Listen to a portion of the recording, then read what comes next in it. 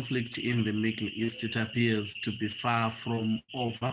We understand that over the couple of days, the United States of America hit the Iranian nuclear sites, about 3 of them, claiming that they successfully actually hit the target and made it a point that it was practically impossible for Iran to continue with its nuclear program.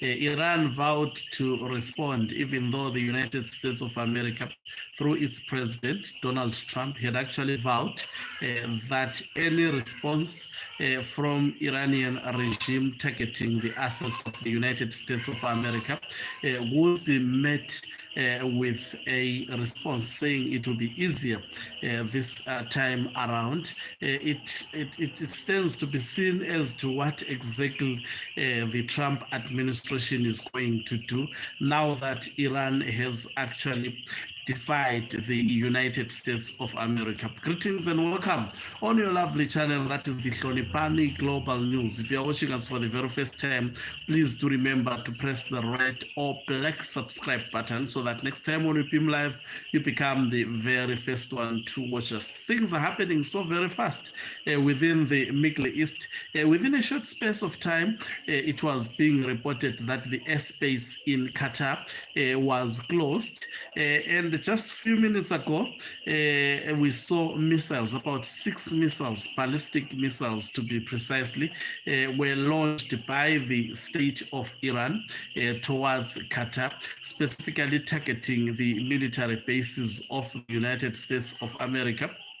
Apparently, the missiles, all of the 6 missiles were intercepted, successfully intercepted by the defense systems in Qatar, which means none of the missiles that were fired by Iran hit the target. But it remains to be seen whether this was the only round of missiles that Iran were going to fire, or they are still going to fire more rounds of ballistic missiles. That remains to be seen. And also, it remains to be seen whether the United States of America will see this as actually warranting the response. Remember, Donald Trump had actually said any attempt to actually go after the United States of American assets in the Middle East by the state of Iran, then it will force the United States of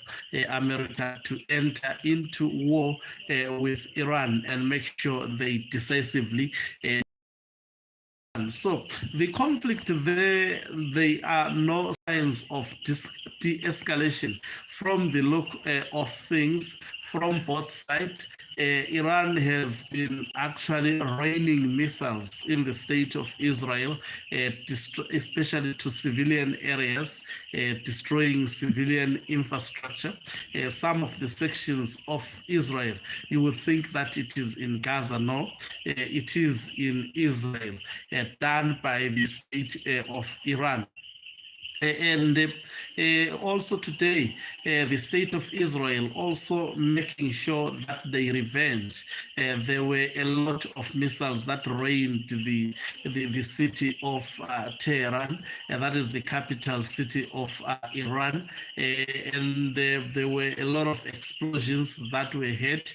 Remember, internet is shut down in that particular country, so to get information, it's one of the very, very the hardest tasks. But today I saw CNN was broadcasting there, but it was limited broadcast. You could tell that they were not there to stay. They had actually taken chances to broadcast some of the sections of what is was doing in that particular country. So it's going to be the longest night. Will the United States of America respond, or it will assess the damage that was done by Iran, of which in terms of damage so far in the assets of the United States of America, there is absolutely none, because missiles were intercepted. But remember, money was spent, especially by the state of Qatar, in intercepting these missiles. It's not just a cheap process, it's quite a costly exercise. It's as good as exchanges have been done between the two nations. It remains to be seen whether this will warrant the immediate response that Donald Trump talked about. But from the look of things, Iran looking very, very brave to continue with this particular a war and continually firing missiles. We've been hearing that their missiles are depleted, but from the look of things, they are proving the Western world wrong, because they keep on firing missiles, even though we are told that they are running out of stock.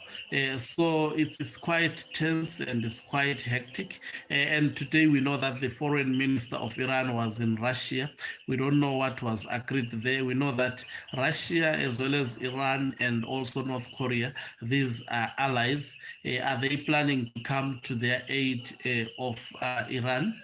So far, they have done nothing since the US intervened to strike the nuclear sites of Iran. We are following this event with keen interest, and as soon as new developments come through, we will be the first one to let you know. Thank you very much for watching us. If you're watching for the very first time, please do remember to press the red or black subscribe button, so that next time when we beam live, guess what, you become the very first one